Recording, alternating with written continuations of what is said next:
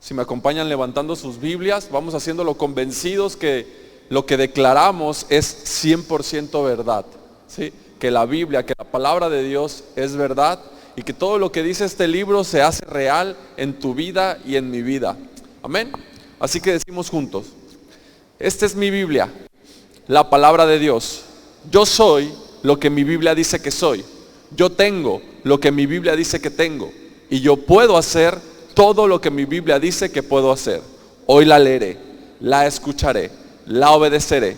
Y la semilla incorruptible de la palabra de Dios penetrará en mi corazón y producirá fruto que transformará mi vida, mi espíritu, mi alma, mi cuerpo, mis finanzas, mi familia, mi iglesia y mi ciudad para siempre. Nunca más seré el mismo. Nunca, nunca, nunca. Amén y amén. Bien, pues a lo largo de estos días, de las últimas semanas, hemos estado compartiendo acerca de todo está hecho. Ustedes recuerdan que hemos venido hablando acerca de este tema, acerca de esta enseñanza de todo está hecho. Así que el título del día de hoy es otra vez, todo está hecho, parte 7. Muy probablemente será el último mensaje de este tema con el número 7. Muy probablemente será el último. Si tú no has visto los anteriores, del 1 al 6, los puedes buscar en YouTube, en el canal de YouTube de Rema. Así que muy probablemente ahí los encontrarás para que no te los pierdas, ¿sí? Así que el día de hoy el título es Todo está hecho, parte 7. Veníamos hablando de cómo Dios ya ha hecho todo desde un principio, de cómo Dios nos escogió a cada uno de nosotros desde antes de la fundación de este mundo, que Él sacrificó a su Hijo desde antes de que siquiera el mundo existiera. Él ya había planeado para cada uno de nosotros el sacrificio de Jesús. Ya había preparado, ya había provisto la salvación para cada uno de nosotros. Y no solamente la salvación, sino que ya había provisto la salud, ya había provisto cualquier provisión que necesitaríamos el día de hoy. El día de hoy, en el tiempo en el que tu vida estuviera en esta tierra, Dios ya había provisto todo a través de Jesús. Es decir, no solamente la salvación, no solamente la preservación de la vida, sino también la salud, la sanidad, también tu paz, tu alegría, económicamente lo que tú llegues a necesitar, Dios ya lo ha provisto, lo hizo desde antes, desde mucho antes de que el mundo existiera, ¿sí? Lo hizo a través de Jesús. Y junto con ello, todo lo que tú y yo necesitaríamos para esta vida. La Biblia dice que todo lo que pertenece a la vida y a la piedad nos ha sido dado, se nos ha sido entregado. Es decir, que ya está hecho, ya todo está hecho. Todo fue hecho a través del sacrificio de Jesús. Pero lo vamos a continuar viendo, lo vamos a seguir viendo, te lo voy a mostrar a través de unos versículos más adelante. Te estoy dando más o menos un resumen de lo que ha sido los mensajes anteriores, por si tú no los has escuchado o se te ha perdido alguno o faltó de escuchar alguno, ¿sí? Entonces, básicamente es eso, cómo Dios proveyó el sacrificio de Jesús desde antes de la fundación del mundo. Desde antes Dios proveyó la salvación. Es decir, que Dios actúa de esa manera. Dios lo crea todo desde un plano espiritual para que después lo podamos ver en lo físico. Es decir, que todo lo que vemos el día de hoy, todo lo que tú ves, los asientos, todos los árboles, todo eso que vemos el día de hoy, la iglesia, no sé, los animales, las palmas, todo lo que vemos fue creado de lo que no se veía antes. Es decir, antes no existía, fue creado de lo que no se veía, ¿sí? ¿Cómo sucedió? Es decir, Dios primero planea todo en el mundo espiritual. Dios planea todo en su mente, lo voy a decir así, Dios lo planea en su mente. Es como ese arquitecto, lo mencionábamos la semana pasada, es como ese arquitecto que dibuja un plano, el plano de una casa, el plano de un edificio, y dice, así va a quedar. Y él ya lo está visualizando, él ve, lo está preparando. y después lo lleva a cabo. Entonces nosotros ahorita estamos viendo este edificio, estamos viendo este lugar, pero este lugar fue creado de algo que no se veía. Es decir, hubo un plano primero, hubo una imagen en la memoria de nuestro pastor, y dijo, así va a quedar. Después alguien lo planeó, y después es lo que estamos viendo ahora. Ahora nosotros lo estamos viendo, pero antes no lo veíamos. ¿Sí? Así que Dios hace las cosas así. Dios planea primero las cosas y luego nos las hace visibles, luego nos las muestra. Así que todo lo que nosotros vemos el día de hoy fue una obra de algo que Dios ya había hecho. Es el resultado de algo que Dios ya había estado haciendo. Todo lo que tú vas a ver a partir de hoy a través de tu vida, todo lo que tú vas a experimentar acerca de Dios, es decir, si tú necesitas ser provisto, si tú necesitas un trabajo, Dios ya suplió ese trabajo, aunque el día de hoy aún no lo tengas. Sí, Él ya lo suplió. Él ya sabía que tú ibas a conseguir ese trabajo. Todo lo obtienes por medio de la fe. Sí, todo lo creas por medio de tu fe. El momento en que tú crees que Dios ya te proveyó, en el momento que tú crees que Dios ya te salvó, en el momento que tú crees que Dios ya te sanó, en el momento que tú crees que Dios ya te justificó, que ya te santificó, en ese momento tú tomas todo lo que Dios ya había creado desde un principio. Tú tomas todo lo que Dios había creado para ti, lo que está disponible para ti desde un principio, desde antes de la fundación del mundo. ¿Sí? Isaías 46, por favor, 9 y 10. Isaías 46, 9 y 10. Dice así: acordaos de las cosas pasadas desde los tiempos antiguos, porque yo soy Dios y no hay otro Dios, y nada hay semejante a mí, que anuncio lo por venir desde el principio y desde la antigüedad lo que aún no era hecho, que digo, mi consejo permanecerá y haré todo lo que yo quiero. ¿Sí? Entonces vemos que se repite constantemente en la Biblia. La Biblia dice que todo lo que vemos fue hecho de lo que antes no se veía. Que Dios proveyó desde antes de que tú lo necesitaras. Es decir, tú aún no enfrentas alguna situación, algún problema, cuando Dios ya proveyó lo necesario para ese problema. ¿Sí? Entonces, la fe funciona de la siguiente manera. La fe no espera que Dios te bendiga. La fe no espera que Dios se mueva. La fe cree que Dios ya me bendijo. La fe cree que Dios ya se movió. La fe no tiene esperanza en que Dios se va a mover a mi favor, en que Dios va a obrar a mi favor. La fe cree que Dios ya obró a mi favor, que Dios ya se movió. ¿Sí? Así que cuando Dios comienza algo en lo físico, es el resultado de lo que Dios ya había hecho en lo espiritual. Efesios capítulo 1, versículos del 13 en adelante, dice: bendito sea el Dios y el Padre de nuestro Señor Jesucristo, que nos bendijo, es decir, que ya lo hizo, ya nos bendijo con toda bendición espiritual en los lugares celestes, en Cristo. Sí, a través de Cristo, es decir, en Cristo ya nos bendijo con toda la bendición que nosotros íbamos a necesitar para el día de hoy. Es decir, está disponible para cada uno de nosotros. ¿Qué es lo que tenemos que hacer? Es creerlo, creer que ya está hecho, creer que ya es de nosotros, creer que Dios ya nos bendijo. Sí, creer que Dios ya nos salvó, creer que somos justos, creer que somos santos en Cristo Jesús. Es decir, estar en Cristo Jesús significa que todo lo que Jesús es, así soy yo. Al momento en el que yo creo Él, así como Él es, así soy yo. Eso es estar en Cristo Jesús. Así como Dios ama a Jesús, así Dios me ama a mí.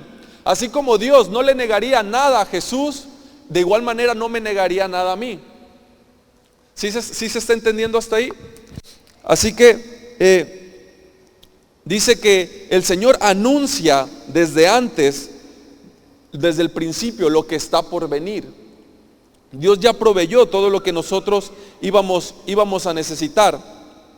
El libro de Efesios precisamente habla de eso. El libro de Efesios habla de quiénes somos nosotros en Cristo Jesús. El libro de Efesios nos muestra de manera muy muy exacta y constantemente nombra la palabra en Cristo, en Cristo, en Cristo Jesús tú eres más que vencedor, en Cristo Jesús tú eres santo, en Cristo Jesús tú eres bendecido, en Cristo Jesús tú eres aprobado, en Cristo Jesús tú eres justificado, en Cristo Jesús tú eres sano.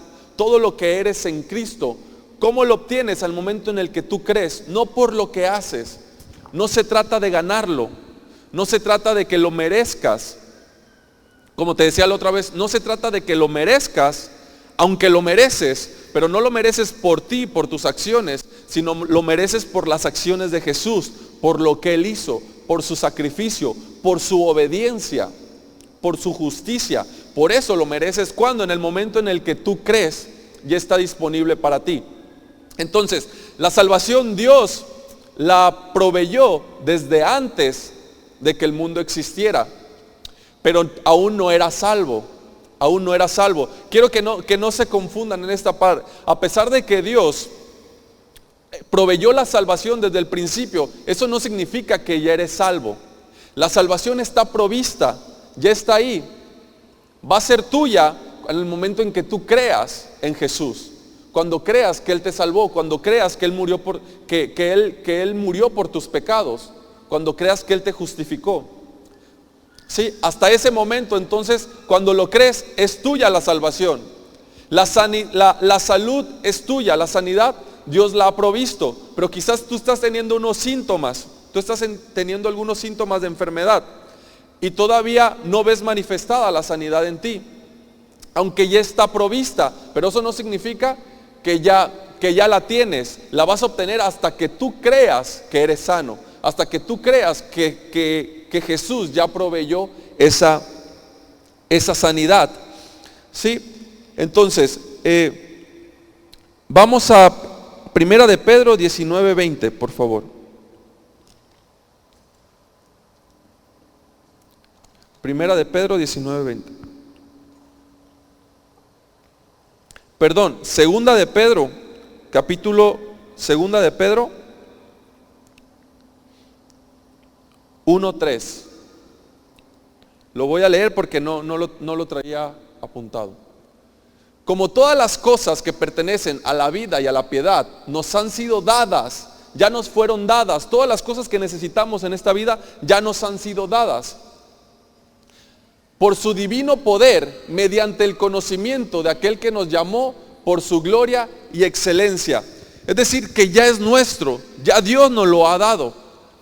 Dios ya lo ha provisto. ¿Qué es lo que tenemos que hacer? Solo es creerlo, solo es tomarlo a través de nuestra fe. ¿Sí? Ahí mismo Isaías 53:45. Isaías 53:45.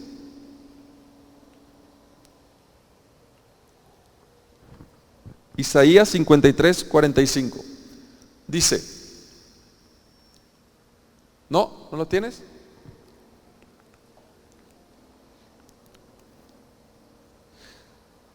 Creo que es 53:5.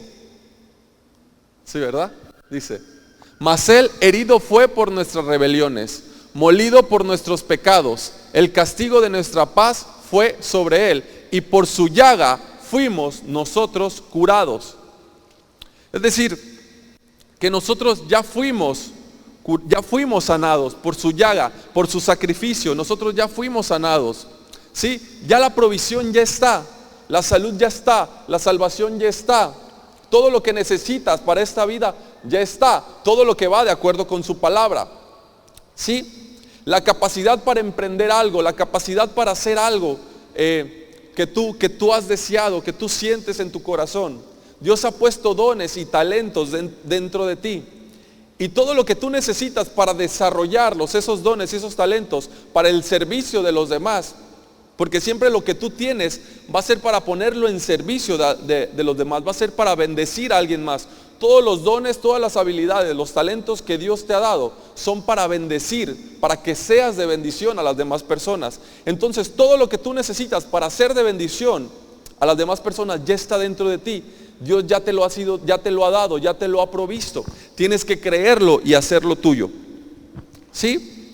Así que ahora sí, vamos vamos a entrar directo al tema. ¿Me pueden acompañar a Efesios capítulo 1? Efesios capítulo 1. Versos del 17 en adelante. Les voy a pedir que me sigan con mucha atención. En la Nueva Versión Internacional, por favor, Isra. Dice: pido que el Dios de nuestro Señor Jesucristo, es Pablo hablándoles a ustedes, es Pablo hablándole a la iglesia de Éfeso. Dice: pido que el Dios de nuestro Señor Jesucristo, el Padre glorioso, les dé el espíritu de sabiduría y de revelación para que lo conozcan mejor. Pido también que les sean iluminados los ojos del corazón para que sepan a qué esperanza Él los ha llamado, el cual, dice, cuál es la riqueza de su gloriosa herencia entre los santos. Es decir, que hay una herencia que es tuya, ¿sí? Y cuán incomparable es la grandeza de su poder a favor de los que creemos. Es decir, que Dios está a tu favor. Hay una herencia para ti. Dios está a tu favor. Cuando tú lo crees, ese poder es la fuerza grandiosa y eficaz que Dios ejerció en Cristo cuando lo resucitó de entre los muertos y lo sentó a su derecha en las regiones celestiales. Muy por encima, esta palabra me gusta, muy por encima de todo gobierno y autoridad, poder y dominio y de cualquier otro nombre que se invoque, no solo en este mundo, sino también en el venidero. Dios sometió todas las cosas al dominio de Cristo y lo dio como cabeza de toda la iglesia. Esta que es su cuerpo, es la plenitud de aquel que lo llena todo por completo. Amén. Gracias a Dios. Muy bien, la Biblia dice, o lo que leímos en estos versículos, es que no solamente tenemos una herencia, sino que también hay poder dentro de nosotros. El mismo poder que levantó a Jesús de los muertos está dentro de nosotros, es nuestra, nos pertenece. Y es decir, que nosotros podemos llevar a cabo todo aquello que ya está disponible para nosotros a través de ese poder. En el momento en que tú crees en Jesús, lo aceptas como tu Señor y tu Salvador, el Espíritu Santo viene a vivir dentro de ti. Viene a vivir dentro de ti. Es Dios mismo viviendo dentro de ti. No viene a este templo. Vive dentro de ti. ¿Sí? En los tiempos cuando estaba el templo, el tabernáculo de Moisés, Dios habitaba en el templo, por decirlo de alguna manera, no en las personas. El día de hoy ya no es así. Gracias al nuevo pacto, gracias a Jesús, ahora Dios mismo viene a vivir dentro de nosotros. Es su espíritu. El espíritu de Dios está dentro de nosotros. Ese espíritu nos hace vivir la vida en Cristo. Ese espíritu nos da el poder para vivir la vida en Cristo. ¿Sí? Los evangelios hablan de Jesucristo. Los evangelios hablan de Jesucristo. Y tú puedes leer los evangelios y saber cómo Jesús vivió. Pero el espíritu viene para que tú vivas la vida en Cristo. No para que simplemente conozcas cómo vivió Jesús, sino que sepas que en Cristo tú también puedes vivir igual que Él. Porque así como Él es, nosotros somos en este mundo. Y todo ese poder, el mismo poder que levantó a Jesús de los muertos, ese mismo poder vive en ti y te capacita para que tengas esa vida que Dios quiere que tú tengas. Es decir, Dios está a tu favor. Dios quiere bendecirte. O más bien, Dios ya te bendijo. Pero Dios quiere que se haga real en tu vida. La provisión ya está, Dios ya lo ha hecho todo. Pero Él no solamente lo hizo, no solamente lo proveyó, sino que Él quiere que tú te apropies, que tú te adueñes de ese poder, que tú te adueñes de esa provisión, que tú te adueñes de toda la herencia que está disponible para todos aquellos que en Él creen. Para todos aquellos que en Él creen. Regresamos poquito al 18 y 19, por favor. Dice, pido también que les sean iluminados los ojos del corazón, para que sepan a qué esperanza Él los ha llamado, para que sepan a qué esperanza Él los ha llamado, cuál es la riqueza de su gloriosa herencia entre los santos. 19. Y cuán incomparable es la grandeza de su poder a favor de los que creemos. ¿Sí? Así que, no sé si tú sabías, pero tu espíritu tiene ojos. Son ojos espirituales. Esos ojos espirituales te ayudan a ver lo que tus ojos físicos aún no pueden ver. Tus ojos espirituales te ayudan a percibir lo que tus ojos físicos aún no pueden percibir. ¿Sí? Con ellos puedes ver, a través de tu espíritu, puedes ver todo lo que Dios ya ha prometido para ti, todo lo que Dios ya ha provisto para ti. Cuando nosotros utilizamos nuestros ojos físicos, es muy difícil, más bien es imposible que podamos ver lo que Dios ya ha provisto para cada uno de nosotros. Es muy difícil o es imposible poder ver. Necesitamos los ojos del Espíritu para poder ver. En el momento que tú lo ves y lo empiezas a esperar, lo empiezas a imaginar, llega un momento que tu fe se activa y se hace real en tu vida. Se hace real, se manifiesta. ¿Sí? No es lo mismo esperanza que fe. La esperanza está esperando. ¿Sí? La esperanza espera que Dios se manifieste. La esperanza es importante, es importante tener esperanza, es importante imaginar. Dice la palabra de Dios que la esperanza no avergüenza. Es importante cuando estás esperando, cuando estás imaginando. Pero llega un momento que das el siguiente paso, que es la fe. La fe hace real, es decir, la fe espera que Dios te bendiga. La esperanza está esperando que Dios me bendiga. La fe cree que Dios ya me bendijo, es decir, lo toma. Lo cree, ya es tuyo. Uno espera que se mueva.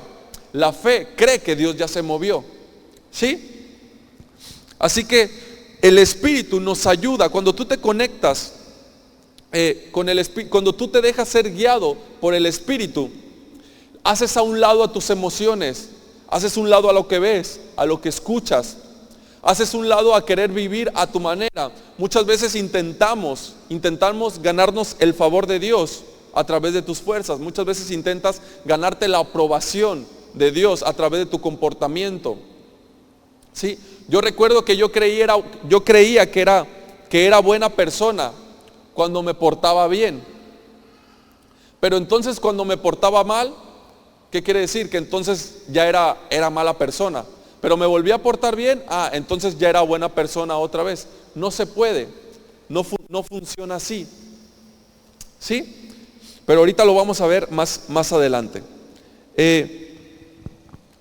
Así que el apóstol Pablo pide que sean iluminados nuestros ojos, los ojos de nuestro entendimiento. ¿Qué significa esto? Que podamos entender lo que Dios ya ha hecho por nosotros. Que podamos entender lo que Dios ya hizo, que podamos entender que ya todo está hecho a través del conocimiento de Él. Dice, y esta es la vida eterna, que te conozcan a ti y a tu Hijo a quien enviaste.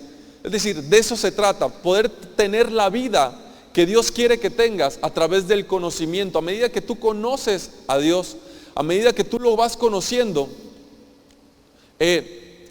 tu espíritu se va ensanchando, por decirlo de una manera. Es más, puede percibir más fácilmente. Es decir, dejas que el espíritu te guíe. Dejas que el espíritu sea quien se mueva a través de ti. El espíritu dentro de ti es Dios mismo, el espíritu de Jesús.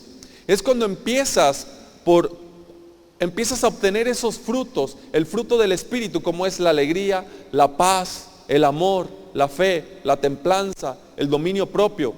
Pero es de manera de fruto. Es fruto del espíritu, es decir, te nace, te sale en el momento en que tú empiezas a conocer, que tienes una relación íntima con Jesús, personal. Pero cuando vienen tus emociones, cuando interrumpen lo que sientes, lo que ves y lo que escuchas, entonces tú quieres tratar de ser buena persona, quieres tratar de ser gentil, quieres tratar de ser amable, quieres tratar de mostrar amor, pero eso lo puedes sostener por un momento, pero de repente es como que si todo se derrumbara. ¿Por qué? Porque no es algo que esté fundado sobre Jesús, no es algo que esté fundado sobre su palabra, está fundado sobre tus fuerzas, sobre lo que tú crees, pero no sobre Él, no sobre lo que Él hizo. Entonces cuando tú crees, empiezas a creer en lo que Él hizo y apartas tus ojos de ti y pones tus ojos en Él, entonces el Espíritu que está dentro de ti empieza a obrar, empieza a actuar y empiezas a creerle más a Dios. Empiezas a tener más convicción, empiezas a creer que Dios puede hacer aún cosas más grandes, que no solamente puede hacer algo pequeño, sino que te puede llevar a otro nivel, que puede hacer cosas más grandes. ¿A poco no te ha pasado que cuando Dios hace algo, cuando Dios se manifiesta en tu vida y tu fe obtiene eso que estás esperando de Dios, ¿a poco no te sientes como más poderoso? Tu fe crece y le crees a Dios, le crees por algo más, le crees por algo más grande. Así que es a medida de que el Espíritu, que tú dejas obrar al Espíritu dentro de ti. Es como que si tu espíritu se fuera ensanchando, pero cuando tus emociones intervienen, cuando lo que tú crees, cuando lo que tú sientes, cuando lo que tú ves, cuando eres guiado por la situación actual, por la situación económica, por la situación del país, y entra el temor en tu vida, empieza a entrar en temor, la preocupación, la desconfianza, la duda, entonces no puedes obtener todo lo que Dios ya ha preparado para ti. ¿Por qué? Porque tu espíritu entonces no puede obrar, tu espíritu no puede actuar. ¿Por qué? Porque lo estás haciendo con tus fuerzas, con tu carne, como lo llama la Biblia. ¿Sí? Así que dentro de ti está ese poder, está esa eternidad. Dentro de ti hay eternidad, algo que te dice que has sido creado para algo más, para algo eterno. ¿A poco tú no has sentido eso? Como que tú eres alguien especial. Dentro de ti, no sé si antes de que yo conociera de Jesús, yo creía en mi interior y yo decía, yo siento que yo nací para algo más. Yo siento que soy alguien especial. Creo que no nací simplemente para esto. Sí, cuando estaba alejado de Dios, me sentía como un ser humano limitado, como alguien pequeño, alguien que todavía no era quien debería llegar a ser. Entonces, cuando no entiendes eso, sientes ese vacío dentro de ti. Sientes que la vida no tiene sentido. Otras personas dicen que tocan fondo. Algunos no tienen esperanza. Andas por el mundo sin esperanza, sin guía, sin un rumbo fijo. El mundo decide cómo va a ser tu vida. El mundo dirige tu vida. ¿Sí? Pero cuando entiendes que eres amado, que eres especial, que Dios ya te ha provisto, que Dios te escogió desde antes de la fundación del mundo, que eres una obra maravillosa de Dios, que Él entregó a su Hijo por ti, que eres su Hijo amado, que eres muy amado, que de las 7,000 millones de personas que hay en el planeta aproximadamente, que si solo tú hubieras necesitado la salvación, Jesús solo hubiera entregado su vida única y exclusivamente por ti. ¿Sí? Así que la voluntad de Dios es que todo el mundo sea salvo. La voluntad de Dios es que todo el mundo sea salvo, pero no todos se van a salvar. ¿Por qué? Porque no lo creen. No creen que Dios ya ha provisto la salvación. No lo creen, a pesar de que ya está ahí, a pesar de que ya está a su alcance, a pesar que todo aquel que en Él crea no se va a perder y tendrá vida eterna. Como no lo creen, no lo hacen suyo. No pueden ser salvos, no pueden ser provistos. ¿Sí? Eclesiastés 3:11, por favor. Bueno, lo voy a leer en la pantalla. Eclesiastés 3:11 dice: Dios hizo todo hermoso en su momento y puso en la mente humana el sentido del tiempo, aun cuando el hombre no alcanza a comprender la obra que Dios realiza de principio a fin. El 15, ¿me lo puedes poner, por favor? Lo que ahora existe, ya existía, y lo que ha de existir, existe ya. Dios hace que la historia se repita. Es otro ejemplo de lo que te venía mencionando hace unos momentos. Pero ¿cuál es el problema? Dice Eclesiastés 11, es que el hombre no lo entiende, que no lo alcanzamos a entender, no lo alcanzamos a percibir. Por eso Pablo oraba porque fueran abiertos tus ojos, porque fueras iluminado, porque el entendimiento fuera abierto, porque la sabiduría fuera revelada dentro de ti, la sabiduría de Dios. Es decir, el hombre no alcanza, no lo entiende. ¿Por qué no tiene la vida que Dios quiere? Es porque no lo alcanza a entender. No alcanza a entender que Dios ya ha provisto todo, que todo está disponible, que solo lo tienes que creer. No tienes que hacerlo, no tienes que esforzarte, no tienes que hacerlo por tus fuerzas, tienes que creerlo. Simplemente tienes que recibirlo por fe. Así que Dios lo ha hecho hermoso todo a su tiempo, dice Eclesiastés 3. Dice que Él ya lo hizo, que desde antes ya existía, que todo lo que existe ahora existió desde antes, y que todo lo que aún no podemos ver, todo lo que aún no existe, ya existe. Sí, es un juego de palabras, pero es un juego de palabras muy bonito que menciona esto, cómo Dios ya lo ha hecho desde el principio. Sí, solo que nosotros a veces no lo alcanzamos a comprender, no lo alcanzamos a ver, y que tenemos que conocerle, que es a través de su conocimiento. A medida que nosotros lo conocemos más a Dios, nos acercamos más a Él a través de su palabra, a medida que nosotros ponemos nuestra confianza en Él, es decir, que nuestro entendimiento se va ensanchando, nuestra fe puede obtener más de Dios, ¿sí? A Dios le encanta que tú tomes de Él. A Dios no le gusta recibir de ti, a Él le gusta que tú tomes de Él. Sí, el rey David decía, ¿cómo le pagaré a Dios? ¿Cómo le pagaré a Dios? ¿Cómo le pagaré a Dios tantas maravillas? ¿Cómo le pagaré a Dios todo lo que ha hecho por mí? Y dice, ya sé, tomaré de la copa de su salvación. Es decir, no tengo que darle nada. Si quiero pagarle a Dios, tengo que tomar más de Él. A Dios le encanta que tomes de Él. Él quiere bendecirte, Él está a tu favor, Él quiere darte, ya ha provisto todo para que tú lo tengas. Solo que en ocasiones no lo entendemos. Por eso nuestra oración a veces es, Señor, te pido que me bendigas, te pido que me des. Pero Dios te dice, pero ya está hecho, ya te bendije, ya lo hizo. Señor, te pido que por favor hagas esto.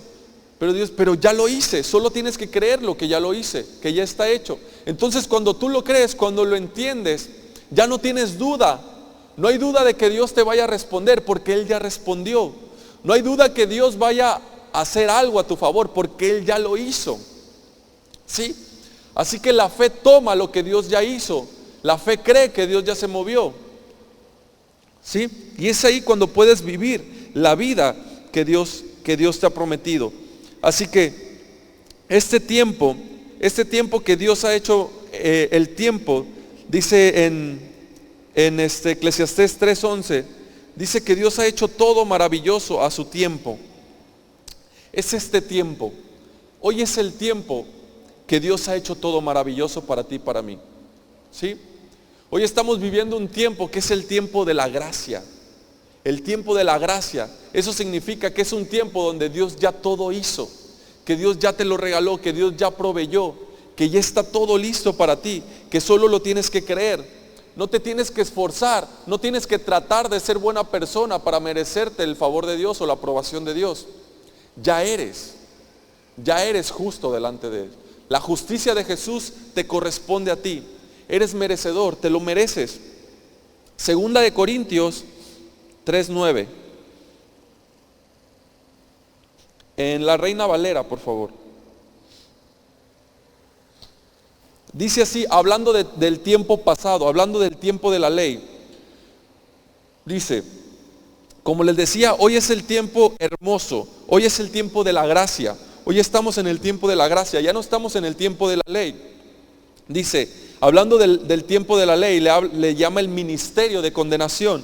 Dice, porque si el ministerio de condenación fue con gloria, si el ministerio de condenación que fue a través de Moisés, a Moisés le fue dado el ministerio de la ley. Dice, si el ministerio de condenación fue con gloria, mucho más abundará en gloria el ministerio de justificación. Mucho más abundará con gloria el ministerio de justificación. Es decir, que hoy estamos en el tiempo en el que Dios ya nos ha justificado. Estamos en el tiempo en el que Dios ya nos ha provisto. En el tiempo en el que Dios ya nos bendijo. En el tiempo en el que Dios nunca más, o más bien, en el tiempo en el que Dios no se enojará más con sus hijos, no se enojará con su pueblo. ¿Sí? ¿Por qué? Porque es el tiempo de la justicia de Dios. Y ese tiempo es aún más glorioso que el tiempo de la ley. Romanos 5:19.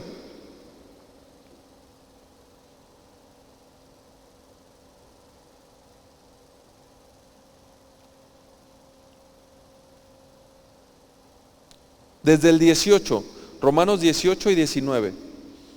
Dice, por tanto, el 18, por tanto, así como una sola transgresión, habla de los tiempos de Adán, así como una sola transgresión causó la condenación de todos, también un solo acto de justicia produjo la justificación que da vida a todos.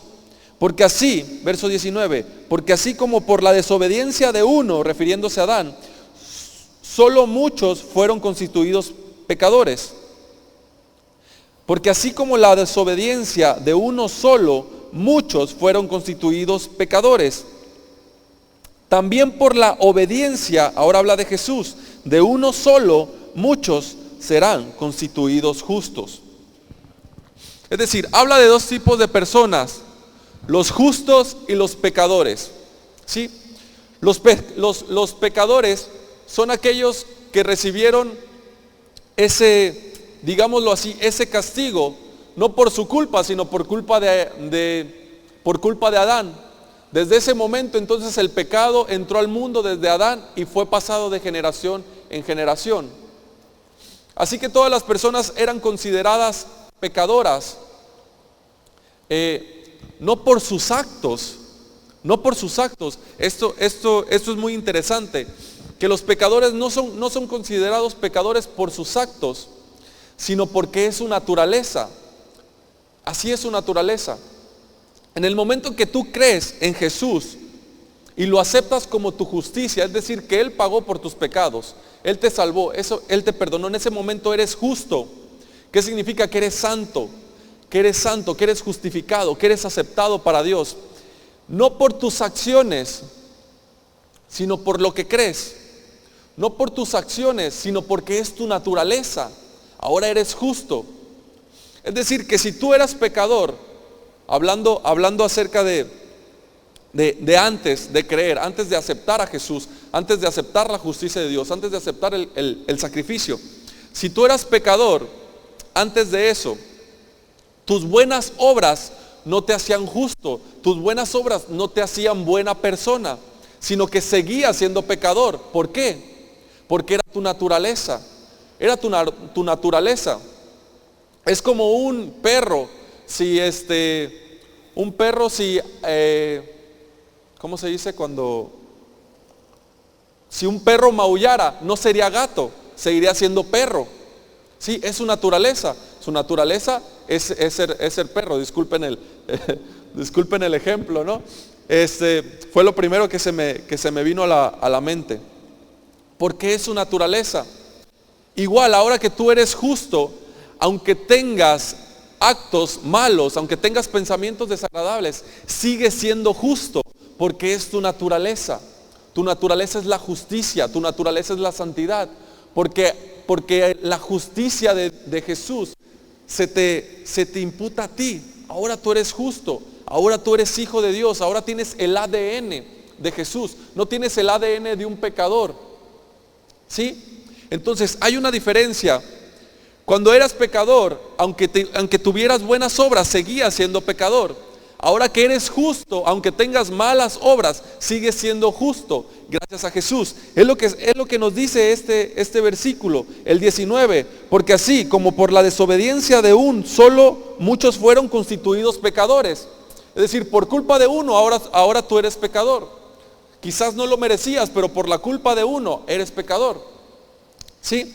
Entonces, ahora de igual manera, por la obediencia de uno solo, muchos serán constituidos justos. ¿Qué significa? Que no se trata de tu obediencia. Así como no se trató de tu pecado, ahora tampoco se trata de tu obediencia. Ahora por la obediencia de Jesús, tú eres justo. La justicia de Él te corresponde. No importa que tengas actos de desobediencia, sigues siendo justo, porque estás en Cristo. Y así como Él, tú eres en este mundo. Ahora eso no significa que es una licencia para que pegues. Bueno, ahora soy justo, he creído en Jesús, ahora significa que puedo hacer lo que quiera. No, si tú piensas así, eso significa que no has creído verdaderamente. Que no has creído, sino que solo quieres un pretexto para hacer lo malo. Y eso te sigue haciendo pecador.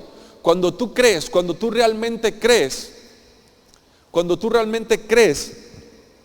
que la justicia de Jesús ahora es tuya, vas a seguir cometiendo errores, pero tienes una mentalidad, una actitud de justicia, no una actitud de pecador.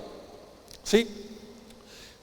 Aquellos que buscan solo una justificación para seguir pecando, son personas que tienen una mentalidad de pecado, es decir, su naturaleza sigue siendo el pecar. Pero cuando tienes una mentalidad de justicia, cuando sabes que eres justo, entonces tu mentalidad va hacia allá. Tus actos se dirigen hacia la justicia, no hacia el pecado. Tú crees que eres justo y tu mentalidad empieza a ser como la de Jesús. Es decir, al momento que tú tienes una mala acción, tú debes declarar: yo soy justo, soy santo. Entonces tus acciones, a medida que tú lo crees, se empiezan a acomodar a lo que tú crees. Es decir, creo que los confundí un poco, ¿verdad? Es decir, que el creer correctamente acerca de ti, acerca de quién eres en Cristo, te lleva a tener el comportamiento correcto. Pero se trata de creerlo antes. El creer correctamente acerca de ti, acerca de lo que Jesús ha hecho por ti, acerca de quien tú eres en Cristo, te lleva a obtener el comportamiento correcto. ¿Sí? Les pongo un ejemplo. La Biblia menciona acerca del padre amoroso. Un padre que tenía 2 hijos, uno mayor y uno menor. El menor le pide la herencia a su padre, que era muy rico. El padre le da la herencia a su hijo. Ustedes han de conocer muy bien esa historia. El padre le da la herencia. El hijo se va y se malgasta toda la herencia. Se la malgasta. En estos tiempos, en el tiempo en que, en la mentalidad judía, que un hijo menor le pidiera la herencia a su padre es como si le estuviera deseando la muerte. Era una falta de respeto muy grave. ¿Sí? Entonces, el hijo se va con toda su herencia, se va de la casa y se la malgasta. Se la malgasta en fiestas, parrandas, en todo lo que tú quieras. Y después se queda sin nada. Se queda en la calle, no tenía para comer. Tanto así que cuidaba cerdos con la intención de comer aunque sea de la comida que comían los cerdos. Pero dice él que vuelve en sí. Dice la escritura que vuelve en sí. Entonces dice: volveré a la casa de mi padre. Quizás mi padre, ahí sus jornaleros comen mejor que yo, viven mejor que yo.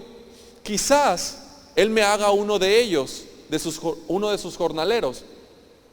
Así que el padre, como era un padre amoroso que amaba profundamente a su hijo, constantemente salía, me imagino yo que salía a ver si algún día su hijo regresaba, si algún día veía que su hijo regresaba. Él lo estaba esperando con los brazos abiertos. Entonces lo ve que viene de lejos, ve a su hijo todo sucio, me imagino, tal vez sin playera, descalzo. Sí, venía descalzo más bien, sin ropa, sucio. Lo ve de lejos y corre a su encuentro. Lo abraza y lo besa.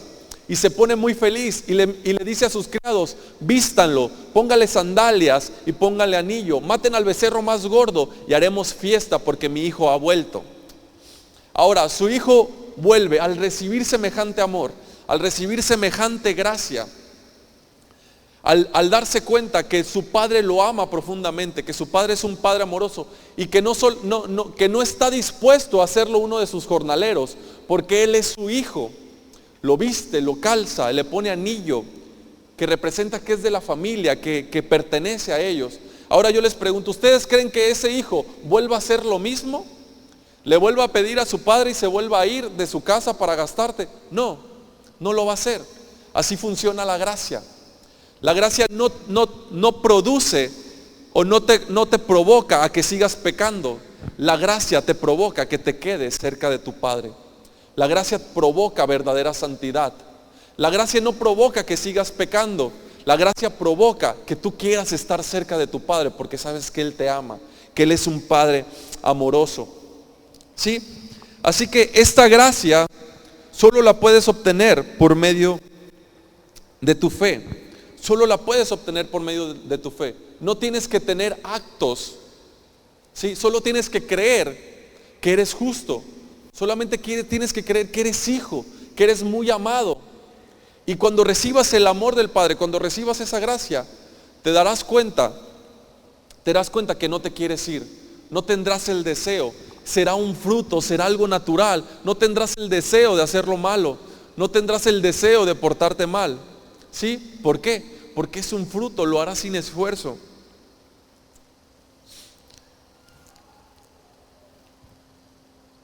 Vamos por favor a 2 Corintios 10:5. 2 Corintios capítulo 10, versículos 5 y 6.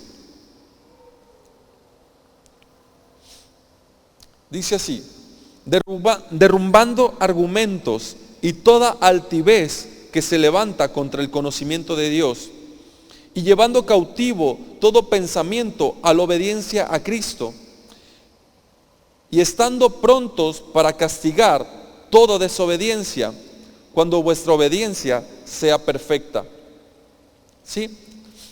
Estos versículos dicen que cuando tú llevas cautivos todos sus pensamientos a su obediencia, no a tu obediencia, eres perfeccionado en obediencia. ¿Sí? Parafraseando un poco, explicándotelo de esta manera. Es decir, que cuando tu obediencia no se basa en tus actos, cuando tu comportamiento no se basa en tus actos, cuando tu justicia no se basa en tus actos, sino en la obediencia de Cristo, entonces tu obediencia comienza a fluir. Tu obediencia comienza a ser como la obediencia de Cristo. Es decir, cuando tú tienes un mal pensamiento y tú dices, Jesús ya obedeció. Cuando tu conciencia te quiere jugar mal y te quiere hacer creer que eres un pecador por tu comportamiento, pero tú dices, yo soy justo gracias a Jesús. Yo soy santo gracias a Jesús. Su obediencia es mi obediencia. Así que yo soy obediente. Yo merezco la bendición de Dios. Yo merezco el favor de Dios. Yo merezco la gracia de Dios. Entonces tu obediencia empieza a acomodarse hacia la obediencia de Cristo. Entonces tu obediencia o tus actos de obediencia empiezan a mejorar. Tu buena actitud, tu buen comportamiento empieza a fluir cuando crees en la obediencia de Jesús. Es decir, cuando llevas cautivos toda la obediencia o todos tus pensamientos a su obediencia.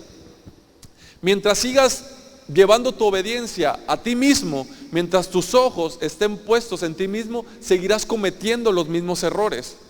Es como esas personas que dicen, que se enfocan en su esfuerzo y dicen, ya no voy a tomar. ¿La has escuchado? Ya no voy a tomar. Ahora sí ya no tomo. Esta es la última. Ya no me vuelvo a poner hasta atrás. Esta es la última. Ya no voy a tomar. Y están tan enfocados en su comportamiento que solo repiten lo mismo porque constantemente está en su mente. Constantemente está en su mente su comportamiento. ¿Y qué pasa? Que solo le dan más fuerza. Pero cuando su mente está en la obediencia de Cristo, y cuando tienen algún mal pensamiento, cuando se sienten mal por lo que hicieron, declaran, yo soy justo gracias a Jesús. Él fue obediente a todo, así que su justicia me corresponde. Soy santo. Entonces tu mente ya no se va a enfocar en la desobediencia, o ya no se va a enfocar en lo malo, sino se va a enfocar en Jesús. Entonces tu comportamiento va a empezar a dar pasos hacia allá, va a empezar a parecerse más a Jesús. Tu espíritu, el Espíritu de Dios que está dentro de ti, va a empezar a tomar el control y va a producir en ti el querer como el hacer por su buena voluntad. ¿Sí? Así que tienes que derrumbar todos esos argumentos y toda esa altivez que se levanta en contra del conocimiento de Dios. ¿Sí? Tienes que derrumbar cuando vengan esos pensamientos, cuando venga esa voz acusadora, cuando venga esa culpa que te quiera sentir más, debes llevar tus pensamientos a su obediencia, a lo que Él ha hecho. No te enfoques en ti, no te enfoques en lo que tú has hecho. Tienes que permanecer, esa es la clave, permanecer en Cristo. Les mencionaba esa parte al principio. La clave es permanecer en Jesús, no permanecer en ti, no permanecer en tus pensamientos, sino permanecer en Jesús, en Cristo, en quien tú eres en Cristo. ¿Sí? San Juan, por favor. Juan, capítulo 15, versos 12 y 13. Les he dicho esto para que tengan mi alegría y así su alegría sea completa. Y este es mi mandamiento, que se amen los unos a los otros como yo los he amado. Nadie tiene amor más grande, verso 13, nadie tiene amor más grande que el dar la vida por sus amigos. Jesús les está diciendo, en pocas palabras, les está diciendo que Él va a entregar su vida por ellos, por sus amigos, y que no hay amor más grande que este. Dice, nadie tiene amor más grande que el dar la vida por sus amigos. Ustedes son mis amigos si hacen lo que yo les mando. Voy a seguir leyendo hasta el 17. Dice, ustedes son mis amigos si hacen lo que yo les mando. Ya no los llamo siervos. ¿Recuerdan que leímos arriba qué era lo que los mandó? Muchas personas al leer esto creen que deben de tener actos de obediencia, es decir, de comportamiento. Cuando Jesús le dice, ustedes son mis amigos y ustedes hacen lo que yo les mando. Pero leímos arribita lo que en el versículo 12 y dice, y este es mi mandamiento, que se amen los unos a los otros, como yo los he amado.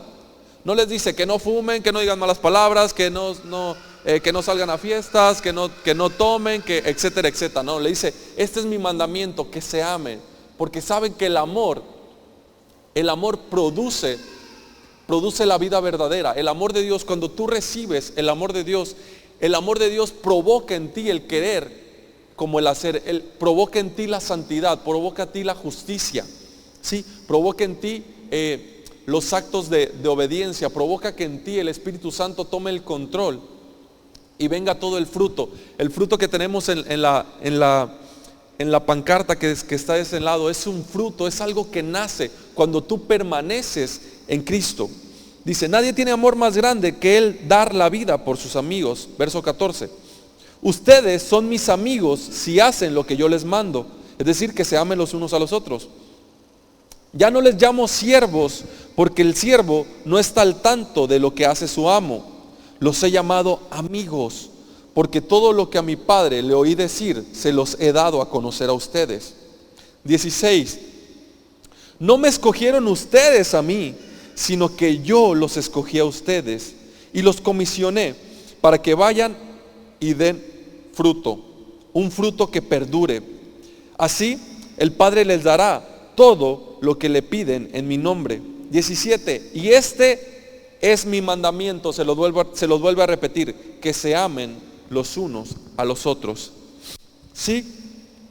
Así que fuimos escogidos por Jesús desde antes.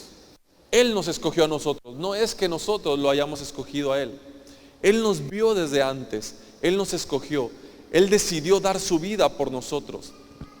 Y quiere que aceptemos, quiere que permanezcamos en ese amor, el amor que Él nos ha ofrecido. Que no hay amor más grande que el que su amigo dé la vida, que el amigo dé la vida por el otro. Lo mismo que Jesús hizo por nosotros. Así que esto se trata de permanecer en el amor de Dios. Se trata de permanecer. Cuando tú permaneces en el amor de Dios, sabes que ya todo está hecho. Sabes que ya todo está cumplido por ti. Sabes que Él ya lo ha hecho todo. Que Él ya no te abandonará jamás. Que ya no eres más culpable. Que ya no eres más condenado. Sabes que eres santo, sabes que eres justo, sabes que eres amado. Sabes que no te tienes que sentir mal, que la conciencia no te debe traicionar. ¿Por qué? Porque eres muy amado cuando recibes este amor. Debes de permanecer en el amor de Dios. Juan 15:9, ahí mismo, pero en el versículo 9.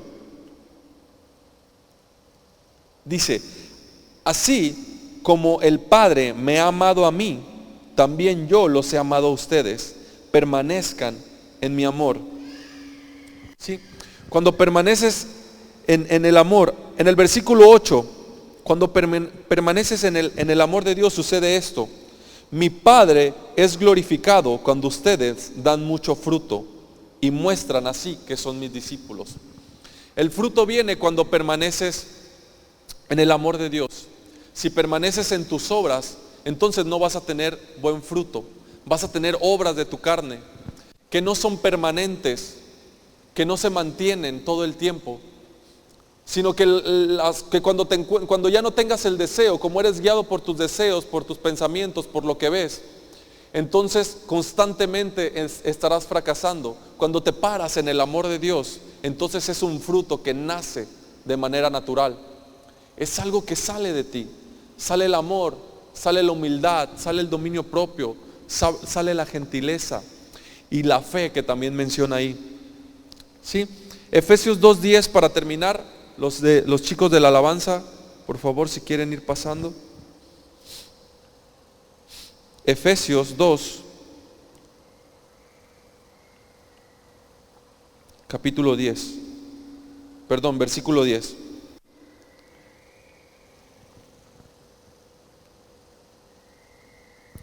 Dice así: porque somos hechura suya. Somos hechos suyas. En el momento en que creemos, somos hechos suyos. Es como si el ADN de Dios estuviera en nosotros. Somos sus hijos. Es como si naciéramos, más bien no es como, es nacimos de Dios. Ahora hemos nacido de Dios. El ADN de Dios está dentro de nosotros, que es el Espíritu Santo. Nos sella como su pertenencia, nos sella como sus hijos. Porque somos hechura suya, creados en Cristo Jesús para buenas obras. Fuiste creado para buenas obras. Pero no es que te tengas que esforzar por tener buenas obras. Es que cuando permaneces en el amor de Dios, eres una nueva persona que es creada. Es decir, que le nace las buenas obras. Nacen, fluyen. ¿Sí? La ley decía que no debías de matar. La ley decía que no debías de matar. ¿Sí? Eso decía la ley. Pero después Jesús vino y dice: no se trata de que no solo lo mates, sino que dice: aun si te enojaras contra tu hermano, aun si te enojaras, tuvieras pensamientos de enojo, de ira contra él, es como si lo hubieras matado. ¿Sí? Eso es lo que provoca la ley. La ley decía eso, pero la gracia dice: ama a tu prójimo. Cuando recibes el amor del Padre, el amor de Dios por ti, entonces el amor que está dentro de ti sale, y no solamente no provoca no tener pensamientos de ira, de resentimiento, de rencor contra tu hermano, sino que además produce el amarlo, el respetarlo, el aceptarlo. La ley decía, no cometas adulterio, pero no provocara que el hombre amara a su esposa. La gracia provoca que la ames a tu esposa, que no solamente no cometas adulterio, sino que además le ames. La ley solo te decía: no cometas adulterio, pero no te decía: ama a tu esposa. ¿Por qué? Porque la ley no tenía el poder de provocar el amor, Pero la gracia, el amor de Dios tiene el poder para provocar el amor, va siempre más allá. La gracia siempre está más alta. Cuando tú permaneces en el amor, siempre has sido creado en Cristo Jesús para buenas obras, las cuales Dios preparó de antemano para que anduvieras en ellas. Ahí donde estás, te invito a que te pongas de pie.